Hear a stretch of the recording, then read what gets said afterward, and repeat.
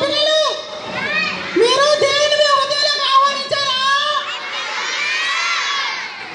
అక్క మీ పిల్లలు కూడా చాలా మంచోళ్ళ ఉన్నారు అక్క. మా పిల్లలు చాలా మంచోళ్ళు తెలుసా అక్క. ఒక సాంగ్ పాడదాం అక్క. ఓకే పాడతారా? సిబిసిలో మీరు నేర్చుకున్నారా సాంగ్? పిల్లలు అందరం కలిసి పాడదామా? ఓకే.